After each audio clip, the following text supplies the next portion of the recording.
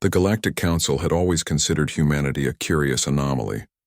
When Earth joined the interstellar community 3 decades ago, the elder species regarded humans with a mixture of amusement and concern.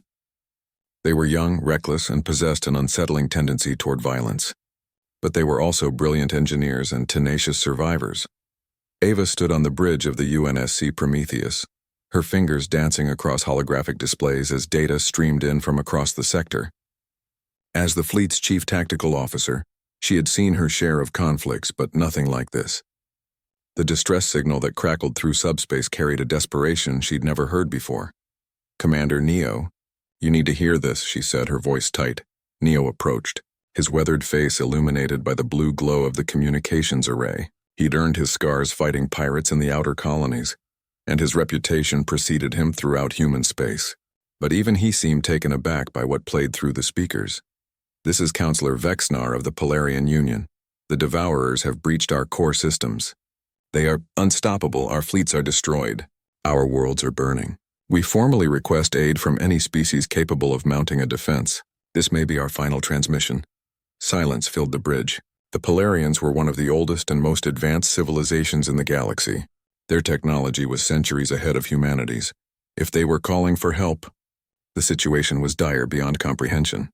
"Sir, we're receiving similar distress calls from the Corvani Empire, the Silicate Collective, and at least 15 other species," reported Lieutenant Chen from the communication station. "The Devourers are sweeping through the galactic arm. Projected casualties are in the trillions." Neo's jaw clenched. The Devourers were a nightmare-given form, a hive mind species that consumed entire civilizations, leaving nothing but dead worlds in their wake. The Council had thought them extinct, destroyed in a war millennia ago. They'd been wrong. "What's the Council's response?" Neo asked. Ava pulled up another display, her expression grim. "They're evacuating. The remaining Council fleets are pulling back to fortified positions. They're abandoning the outer regions entirely." "Cowards," Neo muttered. He turned to face his crew. "How many ships do we have in range?" "The Third Fleet is fully operational. 23 capital ships, 47 cruisers, and over 100 support vessels," Ava replied. "Admiral Chen's Fifth Fleet can rendezvous with us within 12 hours. That gives us another 30 capital ships. Against an enemy that destroyed the Polarian Armada?" Lieutenant Chen's voice cracked slightly. "Sir, their fleet numbered in the thousands." Neo smiled, and it wasn't a pleasant expression. "Then they've never fought humans before." Within 6 hours, the human fleet had assembled. The UNSC Prometheus led the formation, flanked by the massive dreadnoughts Indomitable and Defiance. Behind them stretched an armada that represented the full might of Earth's military, ships bristling with weapons that the elder species had deemed excessively aggressive and disturbingly creative. Ava coordinated, with fleet commanders across secure channels. "All ships, this is Prometheus Actual. We're jumping to the Polarian core system. Intelligence suggests heavy Devourer presence. Remember your training, these things adapt fast, so keep them guessing. Use unconventional tactics. Be unpredictable. Just like humans always are," someone quipped over the channel, earning scattered laughter despite the tension. The fleet jumped. They emerged from FTL into hell itself. The Polarian homeworld burned beneath them, its atmosphere choked with ash. Devourer bioships swarmed like locusts, organic monstrosities that pulsed with sickly bioluminescence. And they were massive, each one dwarfing human capital ships. "All ships weapons-free," Neo commanded. "Show them what humans do to bullies." The human fleet opened fire, where the elder species relied on energy weapons and missiles. Humanity had maintained its love affair with kinetic weaponry, railguns that launched tungsten rods at relativistic speeds, nuclear-pumped lasers, and something the engineers called attitude adjustment packages. Essentially giant shotguns loaded with depleted uranium pellets. The Devourers had adapted to energy weapons over millennia of warfare. They hadn't adapted to being hit by what amounted to artificial meteorites traveling at a significant fraction of light speed. Ava watched her tactical display with fierce satisfaction as the first salvo tore through Devourer formations.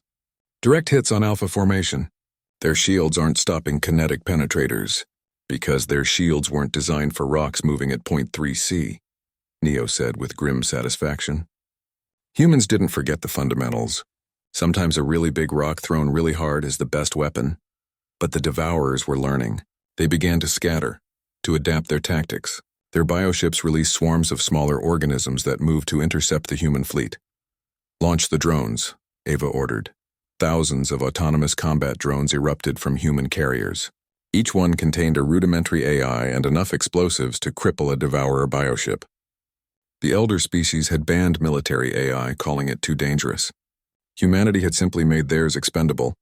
The battle raged for 18 hours. Human ships took damage. The Defiance lost her entire port side to a Devourer acid attack, and 3 cruisers were destroyed completely. But for every human ship damaged, a dozen Devourer bioships were reduced to organic debris.